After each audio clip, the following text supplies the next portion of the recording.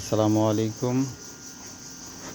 আপনারা যারা ইনকিউবেটর নিয়ে কাজ করেন, ডিম ফোটানোর জন্য মেশিন কিনেছেন, তারা এই জিনিসগুলো ফলো করবেন। এই যে আমার যে ইনকিউবেটর, আমি যে এই ইনকিউবেটরটি কিনেছি, এখন এটার আর্দ্রতা আছে 48। এটা কন্ট্রোলে রাখবেন সবসময়। প্রথম 18 দিন পর্যন্ত আপনারা এটা 55 থেকে 65 রাখার চেষ্টা করবেন সবসময়। আর্দ্রতা কমে গেলে নিচে পানি দেওয়ার ব্যবস্থা করবেন।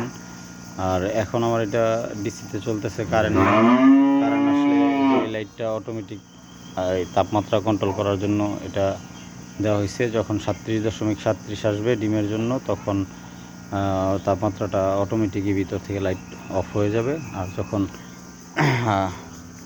তাপমাত্রা কমে যাবে, তখন আবার লাইট অন হয়ে যাবে। আর এখন দেখেন, বিষয় হচ্ছে আমার আছে 48, আমার লাগে 55। তো কালকে আমি এটা কন্ট্রোল রাখছিলাম। আর আমার এটা যেহেতু ম্যানুয়াল মেশিন, তো এটা আমার করতে হয়, প্রতিদিন ডিম গুঁড়াই দিতে হয় অন্তত 3 থেকে 4 বার। আমি মূলত 4 বার দিই না, 3 বার।